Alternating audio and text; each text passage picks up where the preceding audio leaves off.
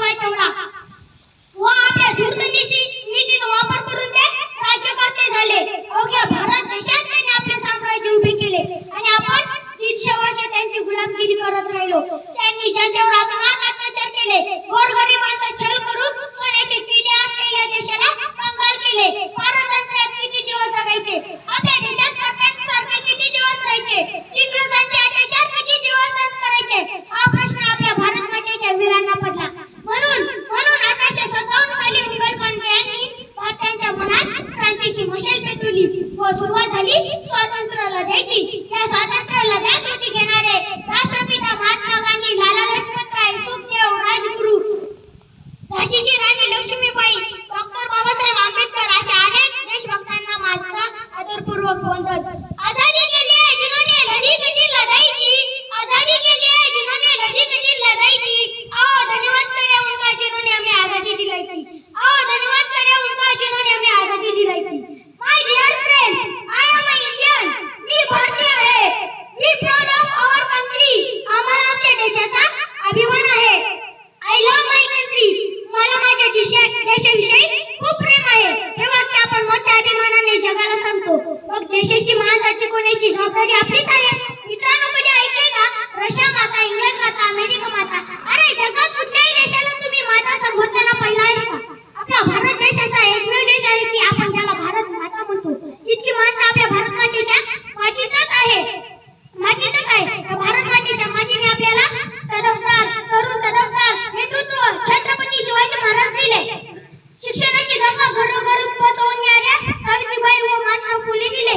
उमद्यावर शिक्षण देणारे ज्यांनी आपल्या भारताचे संविधान लिहिले असे डॉक्टर बाबासाहेब आंबेडकर दिले. मग त्यांच्या महान विचारांची जबाबदारी आपल्या खांद्यावर पेलायला नको का? हा प्रश्न मी आजच्या तरुण पिढीला विचारतोय. काजू बदाम शोधून गुटखा फेमस झाला. काजू बदाम शोधून गुटखा फेमस झाला. आजी अक्षय शाहरुख विमल खा म्हणाला. आजी अक्षय शाहरुख विमल खा म्हणाला. बंद झाल्या शिक्षणाची जाहिराती आता जुगार प्रसिद्ध झाला. बंद झाल्या शिक्षणाची जाहिराती आता जुगार प्रसिद्ध झाला. बंद झाल्या शिक्षणाची जाहिराती आता जुगार प्रसिद्ध झाला. व्हॉट्सअप आणि फेसबुकच्या नादात मात्र आता तरुण वयाला गेला. व्हॉट्सअप आणि फेसबुकच्या नादात मात्र आता तरुण वयाला गेला. ही आजच्या तरुणांची परिस्थिती आहे. मित्रांनो, आजही आपण श्रद्धेवर नाही तर अंधश्रद्धेवर विश्वास ठेवतो. 21व्या शतकातल्या काही लोकांना असे वाटते की मुलींसाठी चूल आणि मुलंच योग्य आहे. पण असे कुठलेही क्षेत्र नाही राहिले की जिथे मुलीने आपले नाव सिद्ध केले नाही. तुम्हाला वर्तमान कालाचं उदाहरण द्यायला गेलं तर आपल्या देशाने यशस्वी केलेले सिंदूर ऑपरेशन. या सिंदूर ऑपरेशन मध्ये 2 वाघिणी लेफ्टनंट सोफिया कुरेशी आणि रोमिका सिंग या 2 वाघिणींनी शत्रूच्या घरात घुसून शत्रूला आपली लायकी दाखवली. मैं भी शरत पर जाऊंगी, सीने पर गोली खाऊंगी. मैं भी शरत पर जाऊंगी, सीने पर गोली खाऊंगी. मैं क्या कमजोर नहीं होती, दुनिया को दिखाऊंगी. मैं क्या कमजोर नहीं होती, दुनिया को दिखाऊंगी.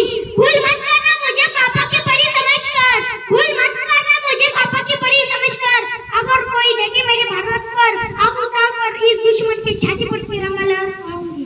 मित्रांनो, सेनापती बाबत म्हणायचे, हा देश माझा याची भान जराशे राहू द्या रे. हा उंच हिमालय माझा, विशाल सागर माझा. या गंगा यमुना शैली धरती हा बाग बगीचा माझा. अभिलाषा यांनी धरिता, कोणी नजर वाकडी करिता.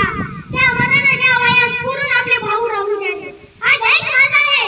या देशातल्या मातीच्या कणाकणावर माझा हक्क आहे. या देशाला प्रगतीपथावर नेण्याची जबाबदारी माझीच आहे. तेव्हा असा विचार प्रत्येक व्यक्ती करेल ना, तेव्हा आपला भारत देश महासत्ता झाल्याशिवाय राहणार नाही. मित्रांनो, मी शेवटी एवढेच म्हणेन, व्यर्थ नाही जाने देना उन वीरों का बलिदान. व्यर्थ नहीं जाने देना उन वीरों का बलिदान. जिन्होंने वतन के खातिर दिए हंसते हंसते प्राण. जिन्होंने वतन के खातिर दिए हंसते हंसते प्राण.